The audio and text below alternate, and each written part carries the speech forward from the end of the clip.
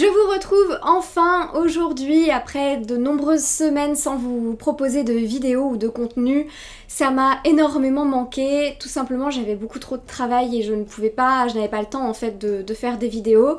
Mais je suis trop contente de revenir aujourd'hui pour vous présenter deux lectures que j'ai faites cet été et qui m'ont vraiment beaucoup plu et que j'avais envie de partager avec vous. Le premier dont j'ai envie de vous parler, c'est Le vent dans les saules de Kenneth Grahame que j'ai lu cet été. J'avais déjà entendu parler de ce livre, ça faisait un moment qu'il me faisait envie et qu'il était dans ma wishlist. Et puis Cassandra de la chaîne Croque les mots en a parlé puisqu'elle s'est mise à le lire cet été. Et j'ai eu envie de m'y mettre aussi. Clairement pour moi c'était un parfait roman de l'été étant donné que c'est assez court, c'est jeunesse, il y a plusieurs petites histoires. Donc pour moi c'était quelque chose d'assez léger que je commençais et effectivement je n'ai pas du tout été déçue. Dans ce roman on retrouve plusieurs personnages tels que Blaireau, Monsieur Rat, Monsieur Taupe, Crapaud aussi qui est un personnage assez particulier. Ce sont vraiment des personnages donc issus du monde animal mais qui parlent, qui font des choses, qui vivent dans des maisons comme nous. Et c'était vraiment des personnages que j'ai trouvé fascinants, intéressants, très attachants et vraiment chacun à leur manière. Je pense que j'ai eu vraiment un gros coup de cœur pour Monsieur Blaireau qui est vraiment un personnage intelligent, posé, calme, qui a toujours des choses sensées à dire, donc c'est toujours un peu la voix de la raison que j'ai trouvé vraiment très agréable, qui prend soin des autres. Vraiment là ce sont 4 amis, donc ils essayent toujours de faire des choses pour être ensemble, pour s'aider au maximum, et ça j'ai trouvé ça vraiment très agréable. C'est une écriture qui est extrêmement fluide, vraiment agréable à lire. Pour le coup, quand je disais que c'était quelque chose de sympa pour l'été, ben c'est vraiment une lecture pas prise de tête, en fait, agréable à faire, puisqu'on est vraiment voilà, dans une écriture très fluide, très simple et pourtant très élégante. J'aime beaucoup le ton légèrement nostalgique de l'auteur. J'ai l'impression parfois qu'il me parle de moments oubliés, de moments qu'il a vécu, de choses qu'il a vécu en étant enfant peut-être, ou en tout cas voilà, des sentiments simples et agréables que j'ai adoré retrouver pendant cette saison où je trouve qu'on a envie de se détacher un petit peu de ce qui est compliqué, de la routine, etc. Là on est vraiment dans ces sentiments simples. Ce sont des histoires d'amitié qu'on retrouve dans ce roman où chaque chapitre va être une histoire à part entière.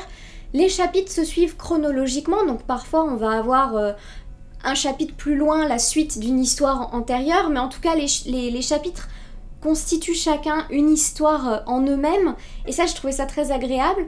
Et donc comme je disais, c'est vraiment une histoire d'amitié, des histoires d'amitié, et même une sacrée belle bromance en fait entre Rat et Taupe qui en fait vivent ensemble la plupart du temps. Donc j'ai trouvé ça assez sympa, cette amitié très jolie, très douce entre ces animaux. Il y a aussi tous les problèmes entre guillemets de la vie animale, donc les prédateurs que certains peuvent rencontrer, les dangers de leur vie quotidienne. Il y a quelque chose aussi d'extrêmement poétique et très beau.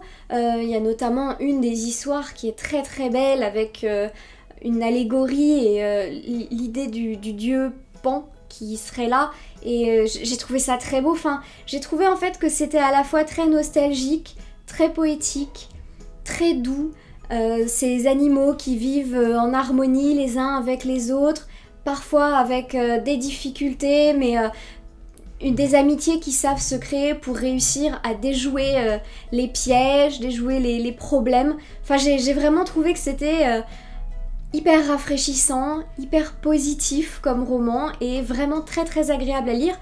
Donc si vous avez l'occasion de lire Le vent dans les saules, vraiment je vous le recommande, c'était une très bonne lecture.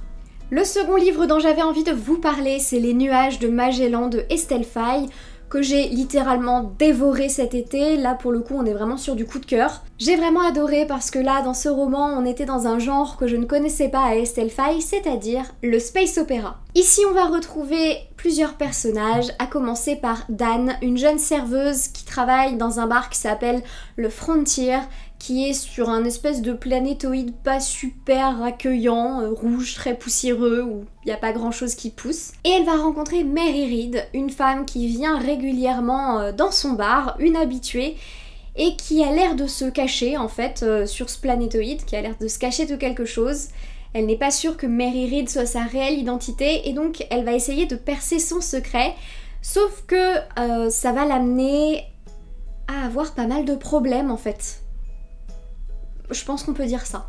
Je n'ai pas envie de vous en dire beaucoup plus que ça, puisque moi j'ai adoré découvrir l'histoire petit à petit, je ne savais pas trop dans quoi je me lançais.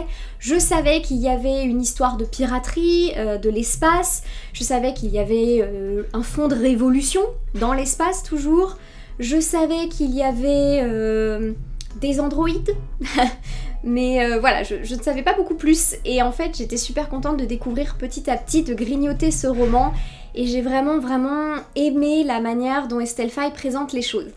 J'ai trouvé que là, son écriture était un peu différente de ce que je connaissais dans Un éclat de givre, ou même dans Les Seigneurs de Bohême, où je trouvais quelque chose peut-être d'un peu plus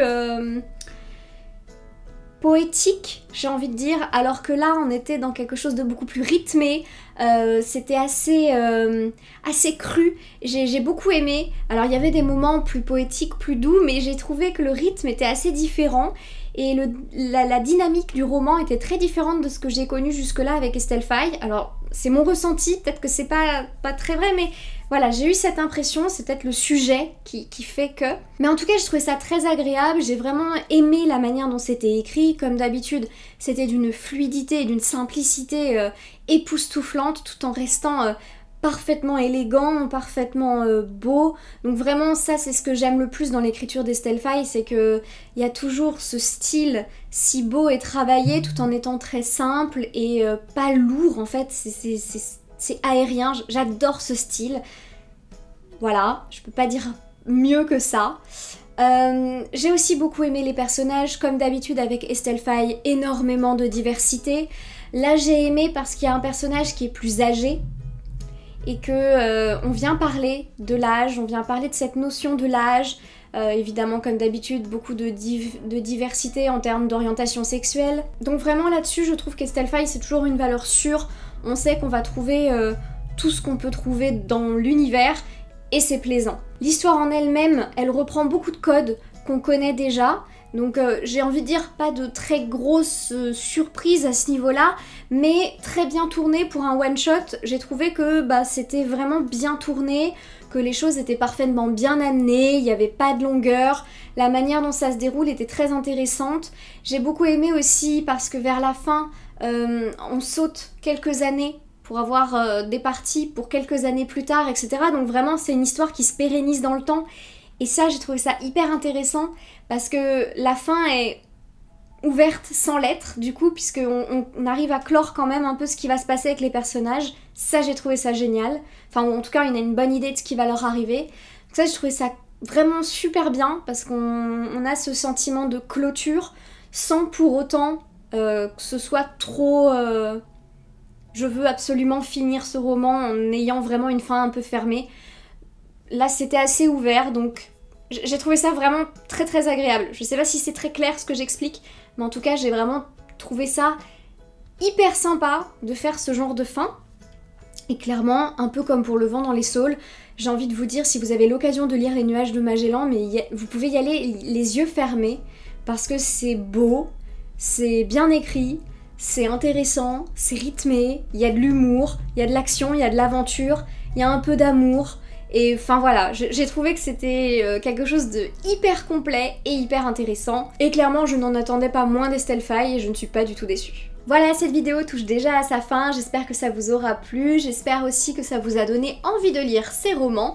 Moi en tout cas, j'étais hyper contente de vous en parler parce que ça fait des mois que j'avais hâte de reprendre les vidéos et que j'avais envie de vous parler de ces livres que j'ai adorés. Et donc en attendant une prochaine vidéo, je vous souhaite une excellente semaine et je vous dis à très bientôt.